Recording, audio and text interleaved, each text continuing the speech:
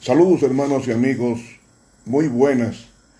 Entramos a un nuevo trimestre, una nueva lección, un nuevo libro. Durante 3 meses vamos a estudiar la promesa, el pacto eterno de Dios. Y este libro, este folleto de escuela sabática, nos va a explicar el pacto. Y comenzaremos explicando cuándo comienza el pacto y cómo ese pacto se va a cumplir tanto en esta tierra como en la venidera. Esa promesa, el pacto eterno de Dios, comenzará con la lección número 1, intitulada ¿Qué ocurrió? Vamos a orar al Señor para que Él nos bendiga en el estudio de hoy. Amoroso Padre, tú estás en los cielos, gloria y honra a tu nombre. Queremos caminar contigo durante este nuevo trimestre. Bendícenos, Señor, y acompáñanos en el bendito nombre de Jesús. Amén.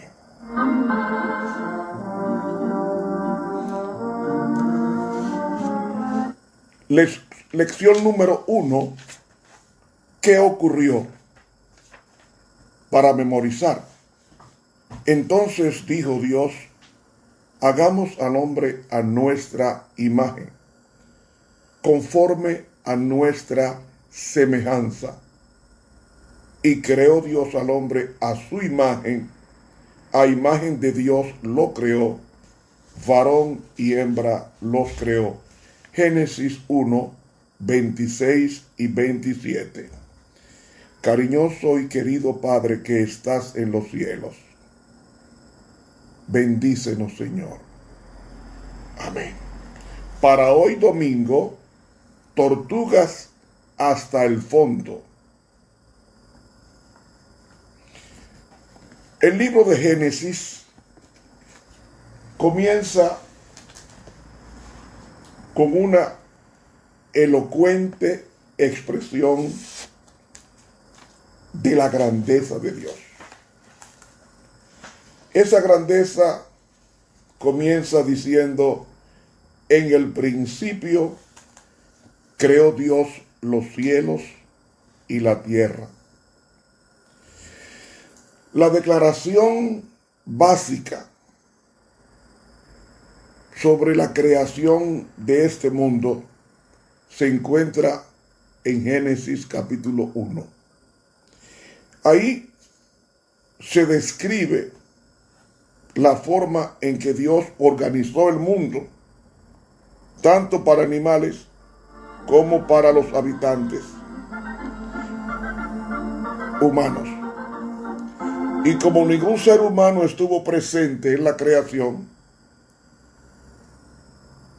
dependemos pues de la revelación para tener una visión del mundo, cómo creó el mundo, cómo quedó organizado durante 7 días de creación. Y digo 7 días porque el sábado fue creado por Dios. Dios hizo esto por medio de una serie de actos separados, de actos distintos. Y la Biblia registra estos actos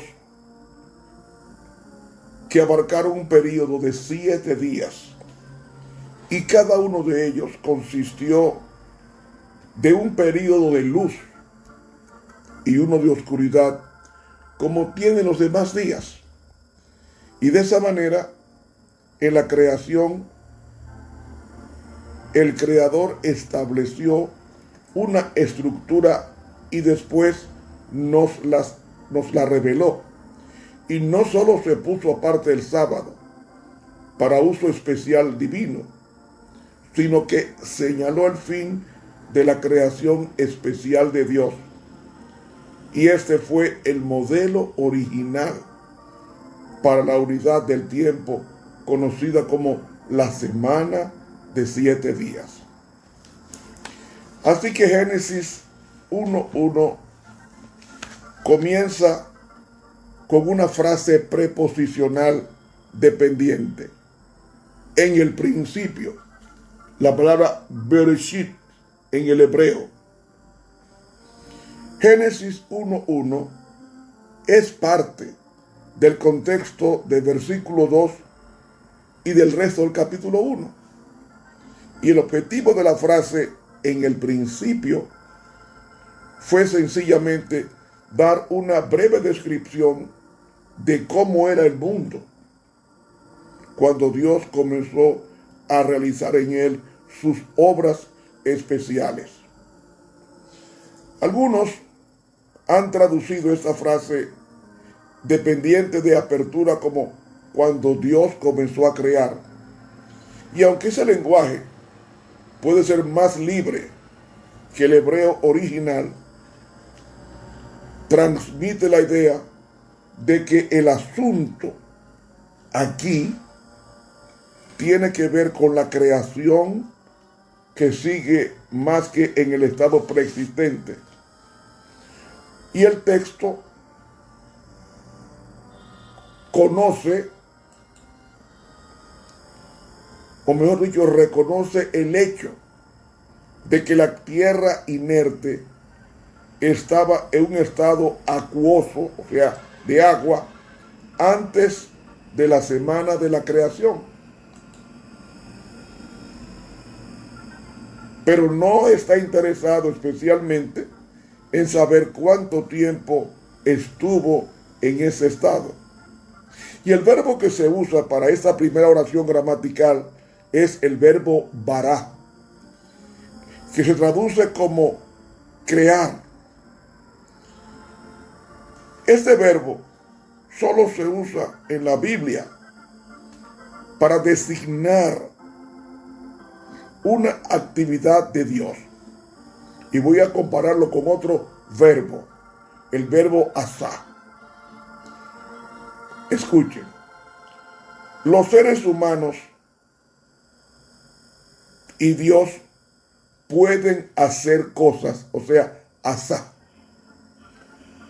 Dios puede hacer usando el mismo verbo, pero solamente Dios puede crear la materia en la forma que se indica por medio del verbo bará. Es decir, da a entender que Él crea de la nada. Por eso, solo Dios puede crear la materia que más tarde fue modelada en la creación. Pero Dios y los seres humanos pueden volver a formar la materia de varias formas.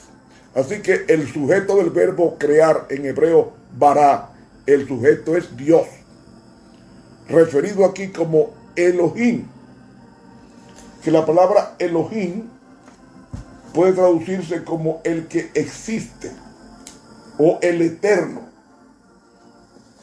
Y algo más, también puede traducirse la palabra Elohim como las alturas. Es decir, Dios está por encima de todo, pues todo está por debajo de Él, porque todo desciende de Él. Él está al comienzo y al final. Él es el alfa y la omega. Él lo ve todo desde la altura por adelantado. Él ordena todo. Él lo hace todo. El Elión, el excelso. Dios está por encima de todo lo que es, que nosotros no podemos ni verlo con nuestros ojos, ni aún con nuestra inteligencia. Y dicho correctamente, Él es el único que es. Está en las alturas. Él es las alturas inaccesibles, mientras que nosotros estamos aquí abajo y no podemos ver y conocer más que lo que aquí abajo está. Y con esfuerzo elevamos nuestra inteligencia hacia Él, sin perderla fija, como cuando alzamos los ojos hacia el sol sin poder contemplarlo. Ahora bien,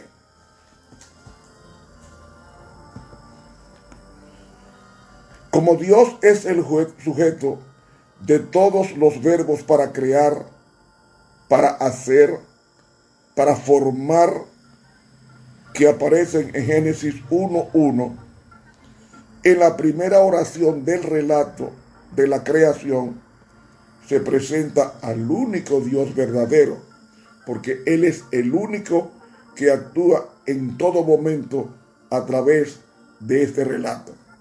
Y ningún otro Dios discute con Él sobre lo que crea, a diferencia de como aparece en relatos politeístas extrabíblicos de la creación, porque Él es soberano sobre la creación, que obedece su voluntad mientras ésta se coloca a la altura de su recién organizada condición. Y el relato bíblico de la creación es categórico, porque este único Dios soberano es el único verdadero creador. Los primeros objetos de esta actividad creadora identificados en el texto son los cielos y la tierra. En el principio creó Dios los cielos y la tierra. Algunos han tomado el sintagma los cielos como una referencia a todo el universo. No, señor.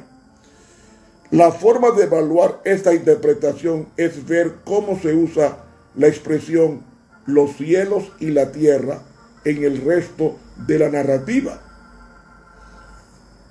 Un examen de las veces que aparece esta expresión revela que la palabra cielos no se refiere al universo, sino más bien a los cielos atmosféricos que rodean el planeta. Esos fueron los cielos a los que se dirigió Dios cuando dividió el firmamento en el segundo día de la semana de la creación. Esos son los cielos en los cuales volaban las aves después de su creación en el quinto día. Por lo tanto, el énfasis del uso de cielos y tierra que menciona Génesis 1 es sobre esta tierra, no al universo entero o a los cielos interestelares o los cielos siderales, donde están los planetas.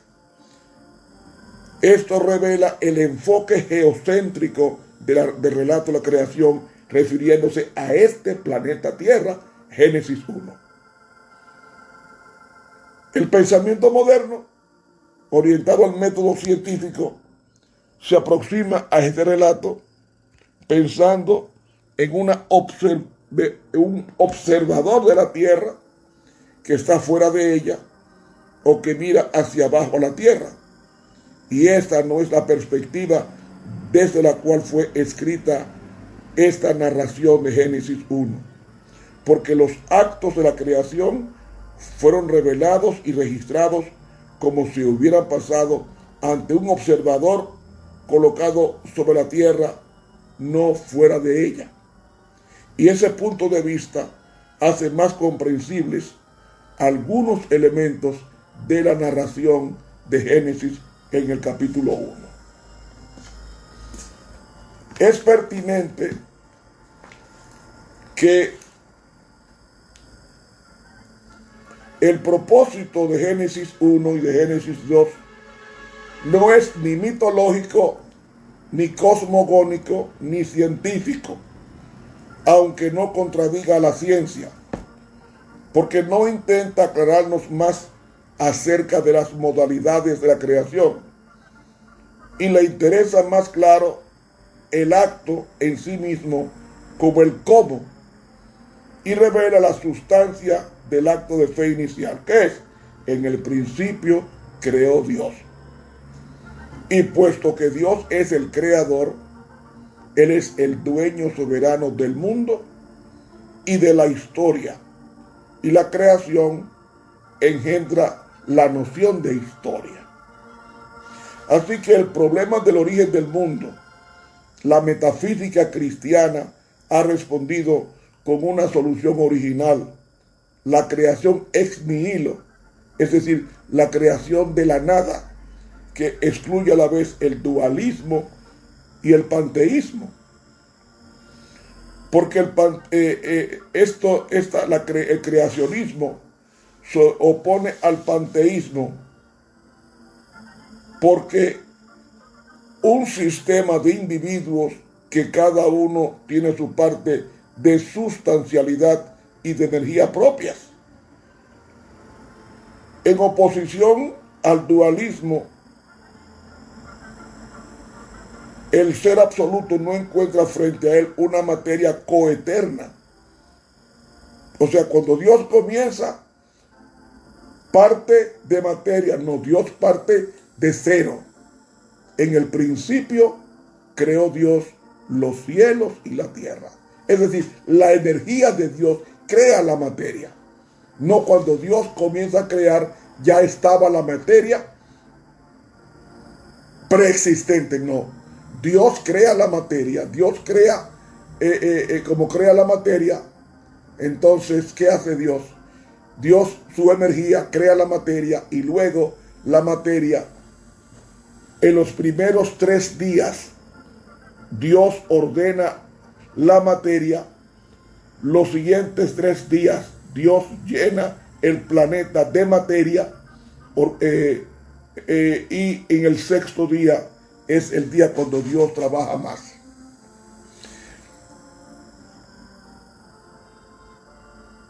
Dios hizo el mundo de la nada, es decir, ex nihilo, que lo sacó todo de la nada por un acto de su voluntad, y que el universo depende de él.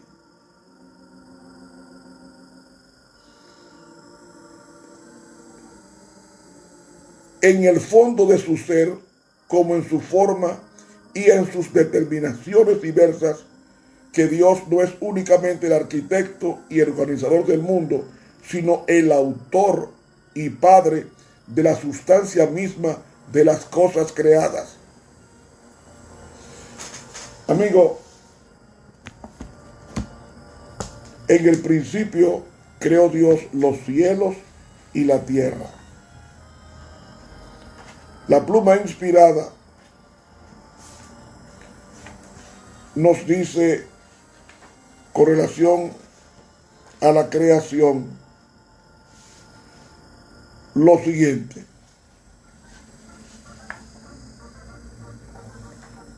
Estoy leyendo del libro La Educación en la página 130.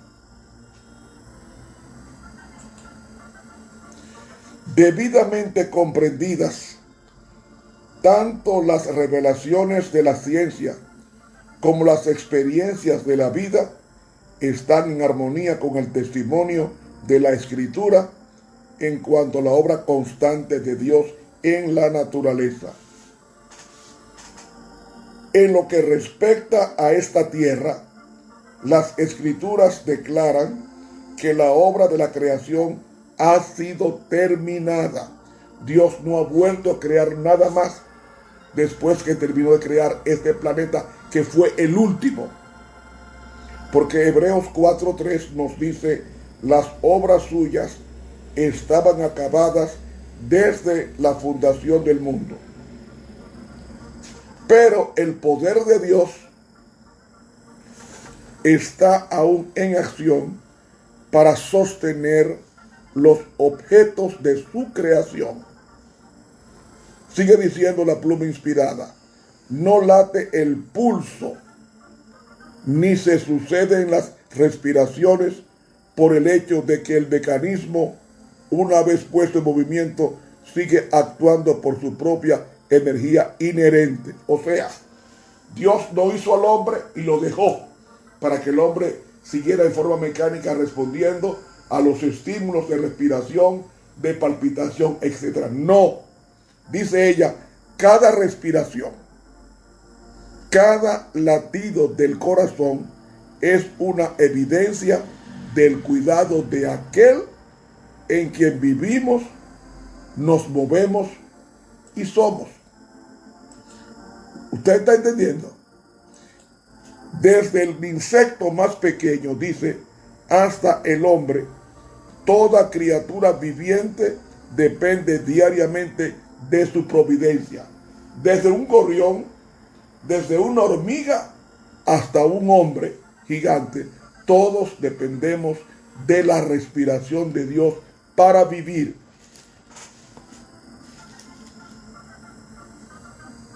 Continúa diciendo ella, el que estudie más profundamente los misterios de la naturaleza comprenderá más plenamente su propia ignorancia y su debilidad. Hermanos, nosotros no somos artefactos que Dios creó para que trabajara como el reloj, el tic-tac, no. Dios en cada respiración está su vida. Y lo voy a probar en Génesis 2:7, que nos dice, formó pues Jehová Dios al hombre del polvo de la tierra. Es decir, el verbo yaxar que usa ahí es formar, moldear. Dios se detuvo a crear al hombre. Se detuvo a crear al hombre.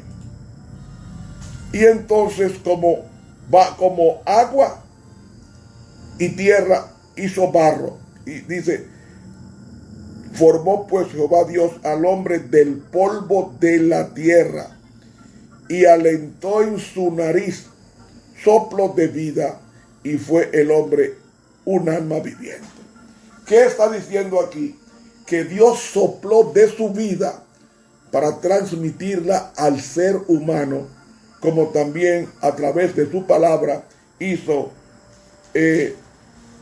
las aves, hizo el sol, hizo los peces, hizo los mamíferos, hizo al hombre, le insufló su Santo Espíritu, que es vida, para que el hombre pudiera, en consecuencia, disfrutar de la bendición de existir.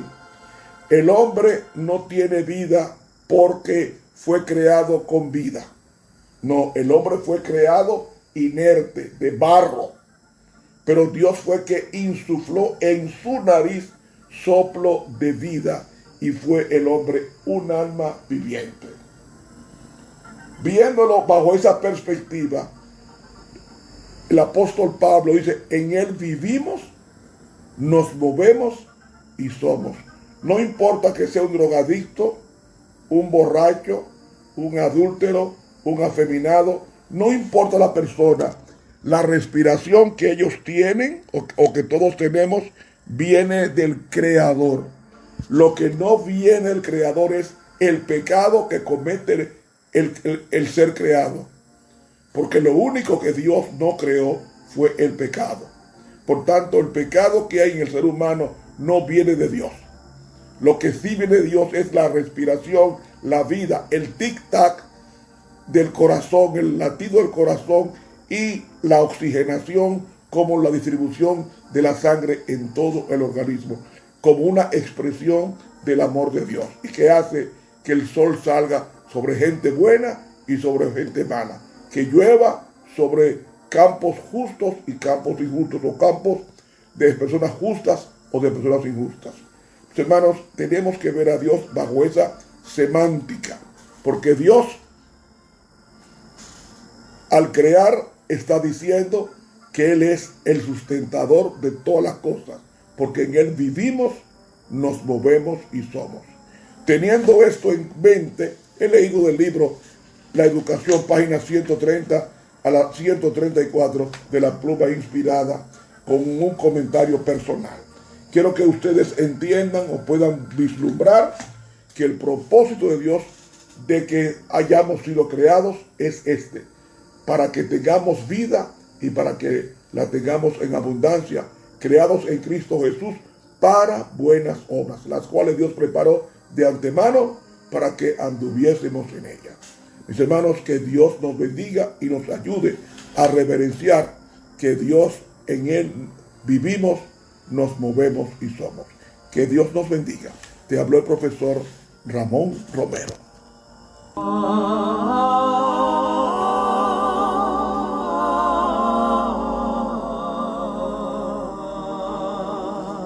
No puede el hombre producir lo que mis ojos ven, las cosas que proclaman